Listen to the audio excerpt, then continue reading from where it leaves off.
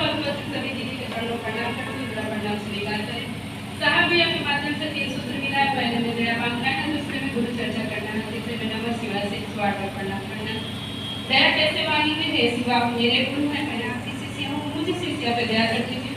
इतनी दया करिए कि आप मेरे हो जाइए, मुझे अपना शिष्य बना दीजिए। दूसरे में जन को बताना है, शिव को मैंने गुरु माना है, मेरा कला हुआ है, आप भी मानिए, आपका भी भला हो सकता है। तीसरे में नमः शिवाय से 108 बार प्रणाम करना है।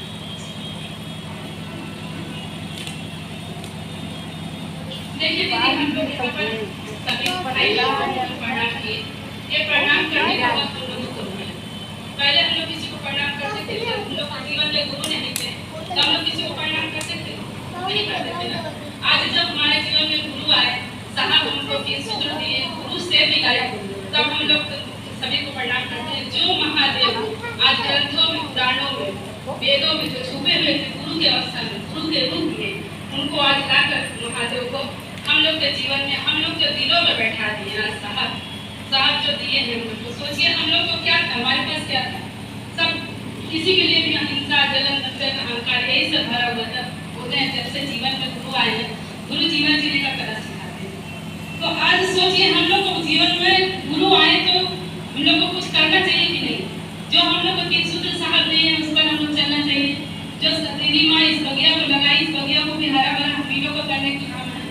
बोलते हैं ना, महादेव के 112 शिष्य थे, पर महादेव किसी को बोले कि तुम जो करते हो दूसरों को करने के लिए कहो, नहीं ना बोले। एक साहब को लेके चुने, साहब 13वां शिष्य थे। महादेव के 112 शिष्य थे, पर उसमें से 113 नंबर शिष्य साहब दिया। आज साहब गुरु उनको ही बोले ना, तुम जो करते हो वो दूसरों को करने के लिए कहो। आज बोले ना, अज्ञानी को ज्ञान चाहिए, क्योंकि ज्ञान नहीं रहेगा तो हम लोग के जीवन में गुरु नहीं रहेंगे। बोलते हैं ना, जीवन जब से जीवन में गुरु नहीं आते तो हम लोग का जीवन शुरू भी नहीं होता। गुरु ही आते हैं तो हम लोग को ईश्वर से मिलाते हैं। बोलते हैं ना, और गुरु ही वो है अंधकार से प्रकाश की ओर ले जाते हैं, और हमें बोलते हैं कि हमारे जीवन में जो अंधकार रहता है उसको दूर करते हैं, ज्ञान देते हैं। जिसके जीवन में गुरु नहीं है उसका जीवन में उससे पूछिए जरा। जैसे बोलते हैं ना कि अगर कोई भिखारी भीख मांग रहा है और भीख मांग रहा है, वो बैठा है हीरो जवाहरात से भरा हुआ संदूक पे ऊपर बैठकर भीख मांग रहा है, उसके जीवन में गुरु नहीं है। उसके जीवन में गुरु नहीं है, तभी ना वो भीख मांग रहा है, संदूक पे बैठा हुआ, हीरो जवाहरात से भरा हुआ संदूक पे बैठकर भीख मांग रहा है, कि उसके जीवन में गुरु नहीं है। इसलिए वो देख नहीं पा रहा कि हम कहाँ बैठ के भीख मांग रहे हैं। जब जीवन में गुरु आते हैं तभी ना वो संदूक खोल कर बताते हैं कि तुम तो कहाँ बैठे हो, जीवन में गुरु बनाओ, तभी तुम समझ पाओगे कि गुरु क्या होते है ना। दीदी माँ तो इतना सोचिए, राजा की बेटी थी ना, राजा की बेटी थी, उनके घर में कोई चीज का कमी नहीं था, ना नौकर चाकर का कमी था, ना ही गाड़ी मोटर का कमी था, ना खाने पीने का कमी था। राजा की बेटी होते हुए साहब के संग कदम से कदम मिलाकर चली ना। और जिस घर में वो शादी उनका दीदी माँ का हुआ था, वहाँ भी कोई चीज का कमी नहीं था। उनके भी ससुर कलेक्टर थे, साहब खुद कलेक्टर थे। तो सोचिए उन ऐसे घर में रहकर उनको क्या चीज का कमी था? कोई चीज का कमी नहीं था। पर दीदी माँ जब इस बगिया को शिव को गुरु बनाई थी, साहब जब शिव को गुरु बनाए, इसके बाद साहब से कदम मिलाकर चली ना। बोले जब पहला संगोष्ठी हुआ था, गढ़बरुआरी में हुआ था पहला संगोष्ठी, 1991 में हुआ था, फरवरी महीने में। उस समय जब साहब संगोष्ठी रखे थे तो उस संगोष्ठी में सिर्फ 13 लोग थे, है ना, सिर्फ 13 लोग ही थे, क्योंकि 8 लोग घर के थे और 5 लोग बाहर थे। तो उस समय दीदी माँ क्या बोली कि सिर्फ अकेली दीदी माँ थी। उस समय दीदी माँ बोली कि यहाँ पर इतना बड़ा संगोष्ठी रखा हुआ है, यहाँ सब 12 लोग भाई हैं, एक मैं सिर्फ मैं अकेली यहाँ पर रहना पाऊँ। तो साहब बोले, नीलम आज तुम अकेली हो, पर आने वाला समय में हर तरफ नीलम ही नीलम नजर आएगी।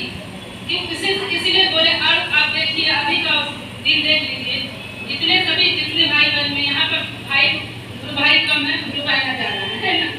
अब आज सोचिए, उस समय साहब भी बोले थे कि आज मैं ये संगोष्ठी रखा हूँ, यहाँ पर लाखों का भीड़ होना चाहिए था, पर आज यहाँ 13 लोग ही।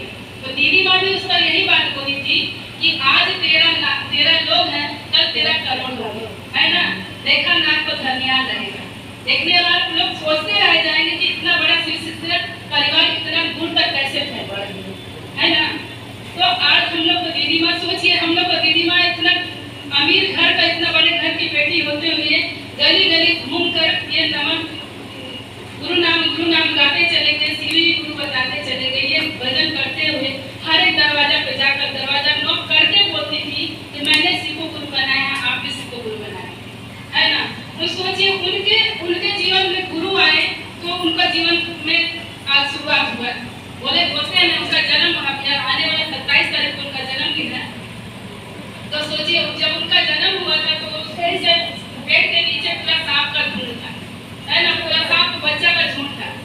उनका जानवरों के संग खेल कर बड़ी हुई है, जंगलों में खेल कर दीदी माँ बड़ी हुई है।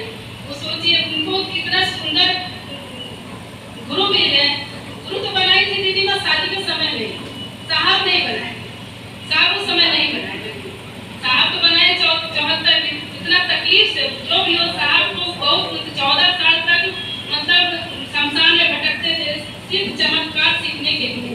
और सोचते थे कि ये चमत्कार लोग मरते हैं तो कहाँ जाते हैं, लोग आते हैं तो कहाँ से आते हैं, यही सब समझने के लिए वो शमशान जाते थे। और 14 साल तक 14 घोड़े को संग गुरु बनाकर वो शमशान में रहते थे। जब उनको कुछ भी मिला नहीं, बोलते हैं ना, उनको जब कुछ नहीं मिला तो वही 2 बजे रात को 74 में वहाँ बैठे शमशान में खाली सोच रहे हैं कि भगवान जब गुरु होते हैं तो गुरु भगवान होते तो भगवान गुरु क्यों नहीं होते, तो हम उनको ही गुरु बनाए।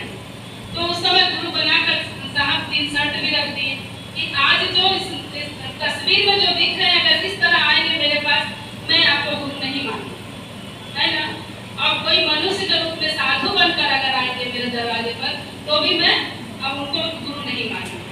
ये बात बोले थे। और यहाँ पे बोले थे जो 14 घोड़ियों से आज मैं सीख रहा था, जो कुछ मैं पढ़ रहा था, वो आज के बाद उनको छोड़ दूंगा। जो नया मास्टर बनाया है उसी को मैं उसी का संग रहूंगा, उसी से सीखूंगा जो सिखाए। अगर सोचिए हम लोग को अगर कोई पूछेगा कि तुम करते क्या हो, हम लोग जो करते वही बोले, है ना। पर साहब क्या बोले थे जब गुरु उनसे पूछे थे कि हरिंद्रानंद तुम करते क्या हो, तो बोले मैं शिव का शिष्य बनाता हूँ। साहब बोले ना शिव का शिष्य बनाता हूँ। वहाँ पर हम लोग रहेंगे तो हम लोग दूसरे कुछ बात बोलेंगे, क्योंकि हम लोग के मन में तो रहता है ना, लालच रहता है ना, जो चीज हम बोले लोग करेंगे वही करेंगे। पर साहब जब उस समय बोले थे कि मैं शिव का शिष्य बनाता हूँ, तो साहब उस समय बोले तुम करने के लिए क्या करते हो। गुरु उनसे पूछे तुम करने के लिए क्या करते हो, तो बोले कि करने के लिए नमः शिवाय बोलते हैं। तो बोले कि नहीं तुम असत्य बोल रहे हो, झूठ बोल रहे हो। बोले मैं असत्य नहीं बोलता। उस समय क्या बोले साहब कि क्या महादेव को प्रचार की जरूरत है। उस समय महादेव को बोले क्या आपको प्रचार की जरूरत है, तो उस समय बोले कि प्रचार की तो जरूरत नहीं है, पर जो तुम करते हो दूसरों को करने के लिए कहो। तो उस समय से आगे सोचिए आज तो गुरु बनाने के बाद 8 साल तक साहब किसी को नहीं बताया। अब जब 82 में हुआ, 82 में उनको जब मिला था,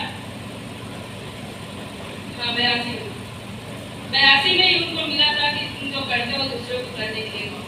तो उस समय साहब उसी समय से स्टार्ट किए कि आप दूसरों को बताना, जो कि साहब जानते थे नहीं थे कि गुरु शिव होते हैं, ये भी नहीं जानते थे। और ना ही हम लोग कभी जाने कि गुरु शिव है, हम लोग कभी नहीं जाने कि गुरु शिव है। इस धरती का लोग कोई नहीं जानता, कोई बताया ही नहीं शिव गुरु है। आज साहब इस धरती पर आए, गुरु साहब के रूप में उतरे हैं और साहब बताए कि उनके मन में गुरु दीपक जलाए और साहब करोड़ों दीपक जलाए। आज 17 करोड़ से ऊपर गुरु भाई बन रहे। सोचिए यही नहीं विदेशों में भी हो रहा है शिव चर्चा। तो हम लोग को जो मिला है हम लोग दूसरों को बांटेंगे ना। बोलते हैं ना कि अगर हमको कुछ मिलता है खुशी, तो हम दूसरों को बांटेंगे तो हमको और भी खुशी मिलेगा। अगर हमको कोई चीज का दुख है, हम लोग दुख बांटेंगे तो दुख कम होता है, पर खुशी बांटने से बढ़ता है। तो साहब तो वही काम किए जो साहब को मिला दूसरों में बांट दिए। और जितने भी शरीरधारी गुरु, कभी कोई सोचा कि हम भी बांटे, कभी कोई बताया कि शिव गुरु होते हैं, नहीं होते। बोलते हैं साहब बोले हैं कि अच्छे बुरे की समझ देकर जाऊंगा, दूसरों को परखने की नजर देकर जाऊंगा, मैं इस जमाने का संतरासों के पत्थरों को बोलने का हुनर देकर जाऊंगा। हम लोग क्या थे, पत्थर ही थे ना, हम लोग को पत्थर ही थे। हम लोग जीवन में कोई एक बात सुनाता था, हम लोग 10 बात सुनाते थे, लड़ते थे, झगड़ते थे। जब जीवन में गुरु नहीं था, जब जीवन में गुरु आए तो सोचिए हम लोग को सब कुछ अब कि रहना नहीं देश ज्ञान, यहाँ रह नहीं सकते हम लोग, जाना तो सबको एक दिन जरूर है। महादेव भी अगर शरीर में आते तो उनको भी जाना रहता है, जैसे राम जी आए चले गए, कृष्ण जी आए चले गए, साईं बाबा आए चले गए, उसी तरह अगर महादेव भी आते तो उनको भी जाना रहता है, पर वो जन्मे अजन्मे, उनका कोई जन्म नहीं हुआ। और हम लोग जो बोलते हैं कि हम लोग बोलते हैं खुद, जैसे अभी दीदी बोली अपनी वाणी गुरु के चरण रखती हूँ, मेरी वाणी क्या है जो हम बोल रहे हैं, मेरी वाणी है, ये महादेव की वाणी। महादेव खुद बोलते हैं शिष्य के मुख से और शिष्य के कान से ही सुनते हैं, क्योंकि महादेव का न शरीर है, न हाथ है, न पैर है, कुछ नहीं है, वो सुबिंदु आकार ऊर्जा के रूप में, उनको कुछ नहीं है। सब बोलता है ना कि जब महादेव शरीर में नहीं तो दया कैसे करते हैं, है ना, बोलते महादेव जब शरीर में नहीं तो दया कैसे करते हैं। आगे सोचिए, फूल से मधु कैसे बनता है, फूल पे तो मधु दिखता है, आपको दिखता है। अब हलवा बना लीजिए, हलवा में सब कुछ डाल दीजिए, उसमें डाल दीजिए काजू किशमिश बादाम सूजी पानी सब कुछ दिखेगा, चीनी दिखेगा आपको, चीनी नहीं दिखेगा, जब खाएगा तभी महसूस होगा।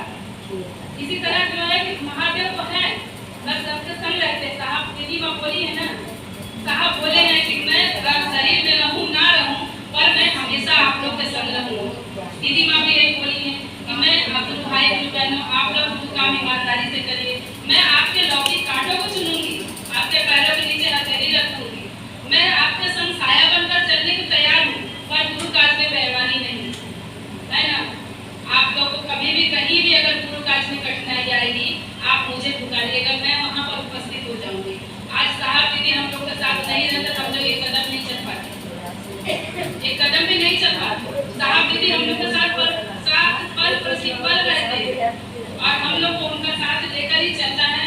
जब भी कहीं भी हम लोग निकले अपने गुरु से साहब को दीदी को साथ लेकर निकले, तो ही हम लोग सफल हो पाएंगे। जितना भी सोचिए, अभी यहाँ पर जितना भी हम बोल रहे हैं, घर से कुछ भी याद करके आइए, आप मंच पर बैठेगा तो कभी भी नहीं बोल पाएंगे, कभी भी कुछ नहीं बोल पाएगा। हम भी वही बहुत दिन तक हम यही आजमा रहे थे, हम इतना याद करते हैं, सब कुछ बोलेंगे, लेकिन वो बोल क्यों नहीं पाते, क्योंकि महादेव की मर्जी नहीं होता है। महादेव जो चाहते हैं वही बुलवाते हैं, हम लोग को कोई बोलने का औकात नहीं है। जो महादेव कहते हैं वही हम लोग बोलते हैं। तो हम लोग को महादेव से घनिष्ठता बढ़ाना है, नजदीकियाँ बढ़ाना है। जैसे बोलते हैं ना कि अगर आग के पास जाइएगा तो आपको अग्नि मिलेगी, अग्नि का गर्माहट मिलता है। अगर बर्फ के पास जाइएगा तो ठंडक महसूस होगा, और फूल के पास जाइए तो आपको खुशबू महसूस होगा। उसी तरह महादेव के पास जाइए तो ज्ञान आपको मिलेगा, महादेव का साथ मिलेगा। तो हम लोग गुरु का साथ लेकर चले और हम लोग इस जीवन से उत्तीर्ण हो जाए। क्योंकि देखिए हम लोग इस जीवन में आए हैं, हम लोग का कुछ है नहीं, यहाँ पर कुछ भी नहीं है। यहाँ तक कि अपने परिवार में जो भी है कोई अपना नहीं होता, सब कर्म करने के लिए आते हैं। एक महादेव को छोड़कर इस दुनिया में जगत में कुछ भी नहीं है। और हम लोग जो नमः शिवाय करते हैं, यही हम लोग का मूल मंत्र है, और बोलते हैं प्राण मंत्र भी है और शक्ति रहस्य भी तीनों में है। बोलते हम लोग नमः शिवाय करते हैं ना, नमः शिवाय में 3 शक्तियाँ हैं, आप लोग को पता है 3 शक्ति होती है नमः शिवाय में, किसी को पता है? नहीं पता है ना।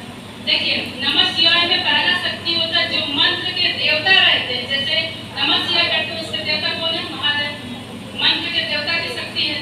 और एक मंत्र की खुद की शक्ति होती है, नमः शिवाय का शक्ति खुद मंत्र में होता है, और जो मंत्र कर रहा है नमः शिवाय उसका भी शक्ति होता है। 3 का शक्ति होता है नमः शिवाय।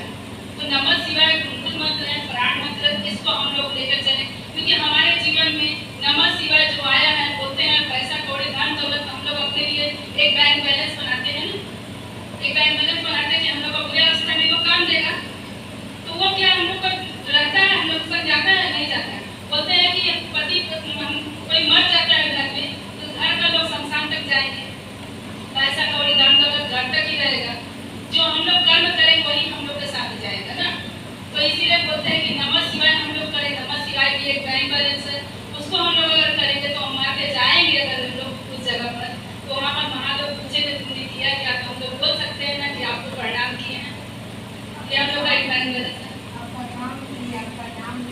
वही बात बोले, तभी तो हम लोग होगा बोलते हैं ना, जब तक गुरु जीवन में नहीं होता तो हम लोग को मोक्ष भी नहीं मिलता है। तो मोक्ष का अर्थ क्या होगा?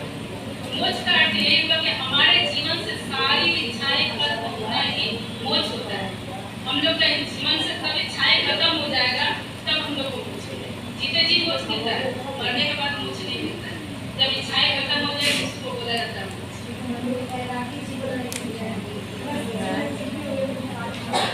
वही तो इतना सुंदर चीज मिला है जो हम लोग सोच रहे थे। हम लोग का पहला सबसे सुंदर अनुभूति क्या है? हम लोग के जीवन में सबसे सुंदर अनुभूति क्या है? हम लोग शिव को गुरु बनाए, है ना? जो कि देवी देवता को भी शिव को गुरु बनाने का हक नहीं मिला। देवी देवता को गुरु बनाने का हक मिला शिव को। हम लोग को सोचिए बैठे बिठाए गुरु मिल गए। हम लोग जैसे बोला जाता है परोसा हुआ थाली सामने आता हम लोग खा लेते हैं, उसी तरह महादेव भी हम लोग के सामने परोसा हुआ थाली आ और हम लोग गुरु बना लिए।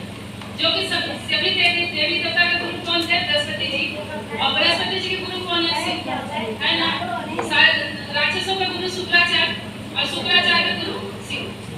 तो हम लोग को तो किसी से चलकर किसी के साथ गुजरना नहीं पड़ा। हम लोग सीधे सीधे बैठे बिठाए गुरु मिल गए। तो हम लोग के जीवन का सबसे सुंदर अनुभूति तो यही हुआ ना कि हम लोग शिव को गुरु बनाए, है ना? चलिए और कुछ क्या बोले। इसी चंद्रवाणी के साथ आप सभी को प्रणाम करते हुए अपना नाम स्वीकारते हैं। देखिए आप लोग अपनी वाणी नहीं कहिए, जैसे बोले गुरु की वाणी गुरु के चरणों में रखती हूँ, ये बात बोलिए या इसी चंद्रवाणी के साथ सभी को प्रणाम करते हैं। क्योंकि गुरु की वाणी होता है, हम लोग की वाणी कुछ नहीं। हम लोग क्या बोलते हैं? महादेव की तरफ से हम लोग बोलते हैं, तो हम लोग जो महादेव की बातें कही। चलिए और सुंदर दीदी हमारे बीच में आए।